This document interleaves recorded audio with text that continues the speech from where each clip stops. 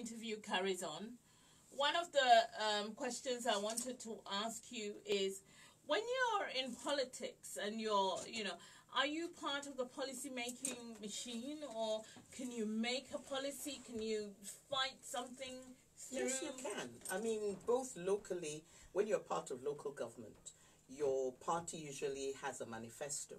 And before the manifesto is actually produced, members of the party are given an opportunity to input it.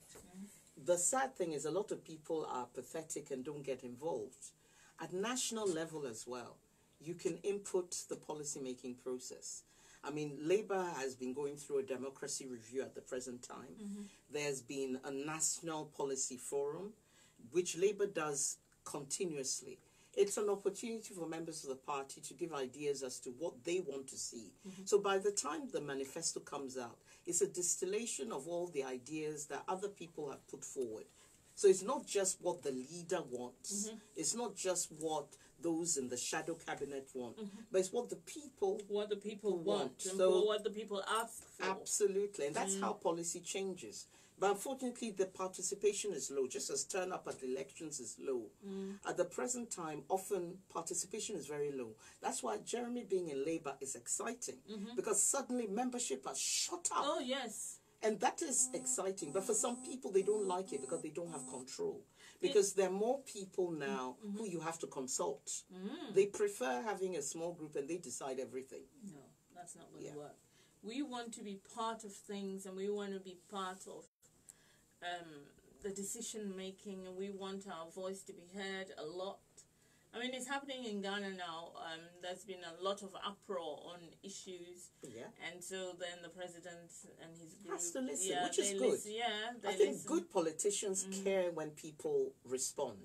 I think there's nothing worse than you're trying to do something which you think is best, and nobody says anything, and they wait till you are halfway across the policy, and then they start agitating. It's better if people people come out with they voice their opinion early, so that you are able to say, look, I better rethink this. But also, I don't think, I think with the sort of work I do and all of that, I've realized that there is a whole machinery and a whole process of bringing things that people talk about, or things that people want, or things that people are concerned to the fore. It takes ages for a white paper, blue paper, green paper. Absolutely. And then also, there's so many processes that it has to go through before it gets to Parliament. And then Parliament has to vote on it, agree on it.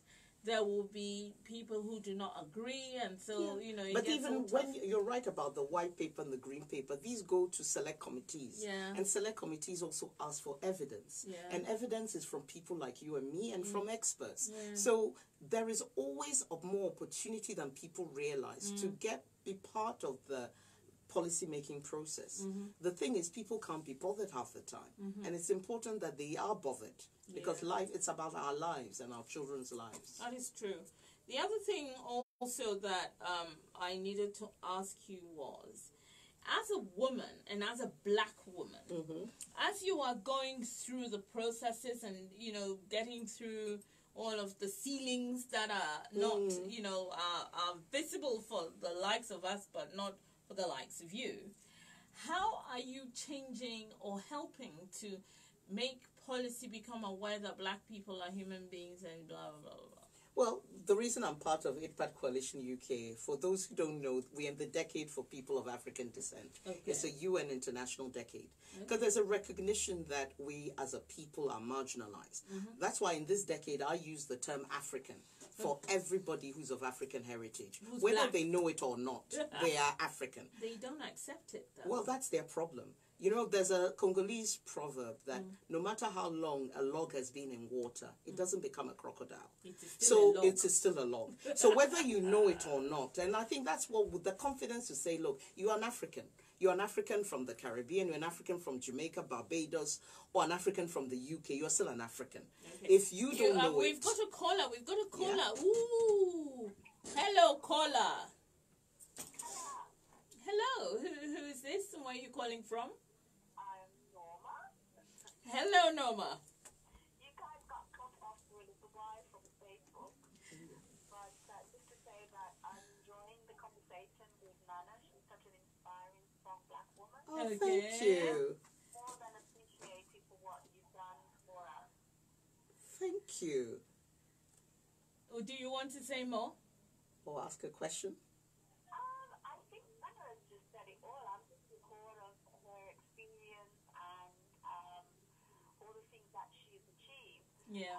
But not just for herself, but fighting in the corner of African, everyone, whether you're Caribbean African or American African, Jamaican African, South American African. You're an African. African. we just need more of you, Nana. Oh, We thank too. you. Thank you. Climb up on your shoulders. Oh, thank you. Thank you for your call. Thank you, Norma. Bye. Bye-bye. Well, there you go. I mean, somebody has just said, we need more people, and that's why you're on my show today. I want people who are listening to become aware that you can do it if that's where you want to go. With politics, you have to have a passion. There's going to be disappointments in the way. There's going to be people who will dislike you intensely. Look at how they abuse Jeremy Corbyn, but he's there. Because Jeremy knows he has support. And I think that's what all of us should learn from that. Yeah. That as you go into the arena to make your mark, Yeah. and remember, politics is not the only place where people hate you. People hate you at work. But build a community, build networks, build a sisterhood. Because if we're talking to women, make sure you have sisters who got your back. Yeah. Sisters who will help you with your clothes, with, things that matter to us. I mean, your clothes, your face, but also will help you with the content of what you're trying to do. Right. And I remember the words of Coretta Scott King. Yeah. And you know what she said, which is interesting? She said, struggle is a never-ending process. Oh, yes. The struggle Freedom is real. is never really won. You win it and earn it in every generation. So yes, I thank Norma for saying that I've inspired her, but others have inspired me. We all stand on the shoulders of giants, and we need to be aware that we need to also create that inspiration for the generation coming after us. And even for the sisters who are with us, that together we move forward. So we need to support our sisters and support each other and move forward together, because we can make a difference. Don't let anybody tell you that you can't do it. Indeed. Because you can. You inspire me. Even just this, I've become emotional with just this little thing that you said. I want, and it's a want and a need, that black people, wherever you are, Africans, wherever you are, you have been bullied, downtrodden, misunderstood, maltreated, and all of the negative things, but you can still rise above it. But people are.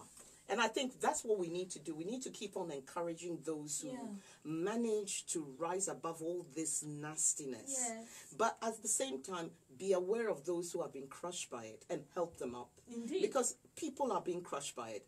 The fact that we are overrepresented in prisons is testament to that.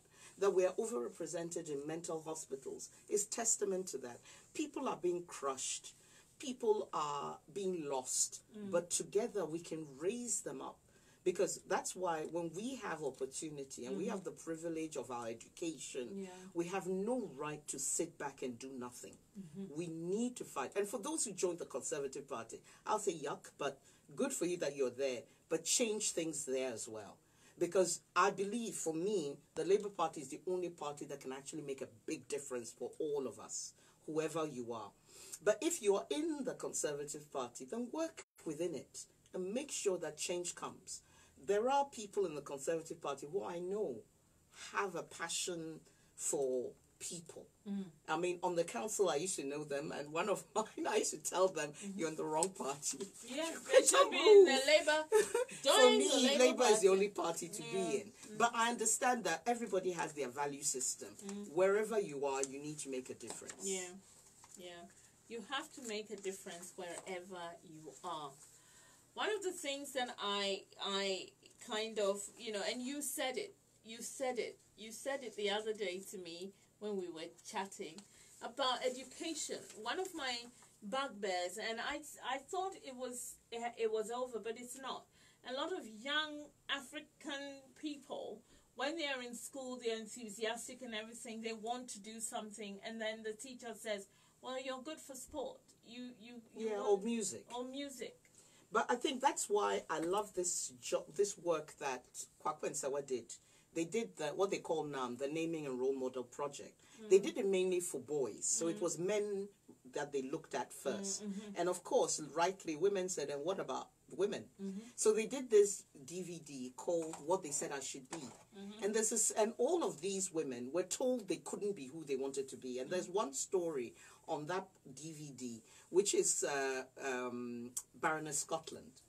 And it's a fascinating story. Baroness Scotland, when she was in school, went for careers advice and was told, "What do you want to be?" or was asked, "What do you want to be?" And she said, "Oh, I'd like to be a lawyer."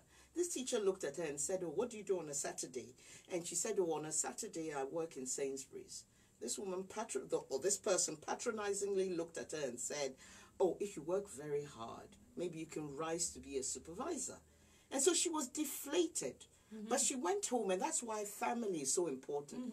Her siblings burst into laughter. They said, "Oh, do you know what they told me? You won't believe it."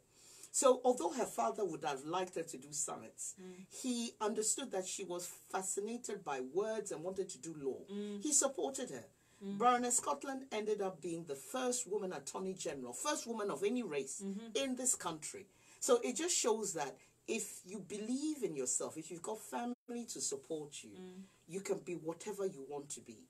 And for those who say, "Oh, but I don't have a family," that's why Africans say it takes a village to raise a child. Indeed. You've got a surrogate family. Just have enough respect for the people around you, the adults around you. Somebody will adopt you as their family and help you through. It is what we do as Africans. Everybody's son is our son. Everybody's daughter is our daughter. That is why in some of our languages, there's no word for niece and nephew. It's just child. My child. My Yes. child. Yes. You're so right.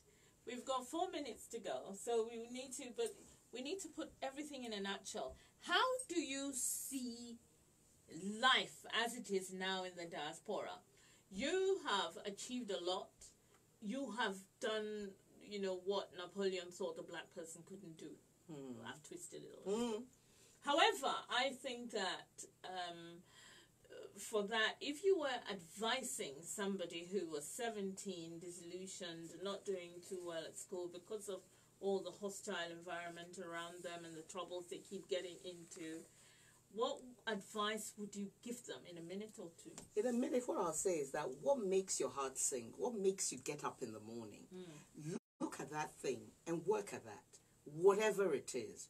If it is that you love to see things ordered in a shop, then maybe that's your passion. Get in there and be the best you can be. If it is that you love words, write and make sure you are heard and do whatever it is that you're passionate about it.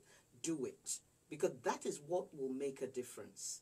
Don't let anybody put you down, and find friends, find mentors, find a surrogate family to lift you up. If you don't have a family. If you don't have a family. And even if you have a family, more family is never bad.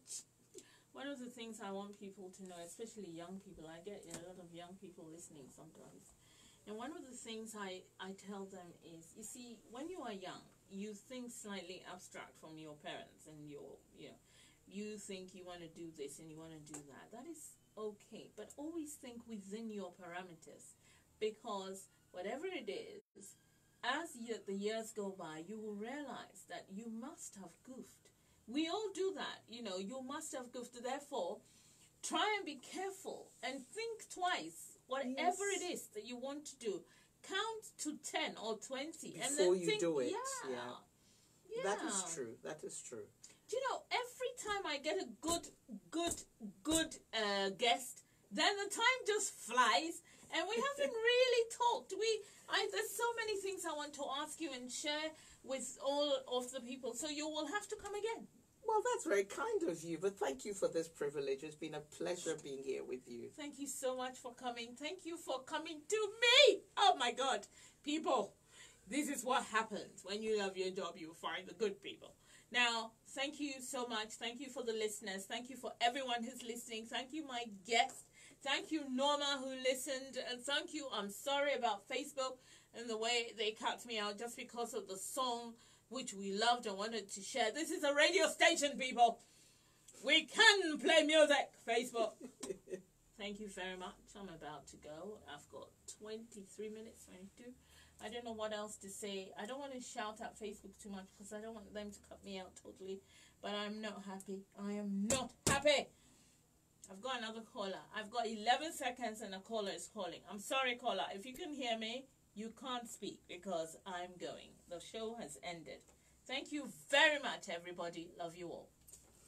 Done.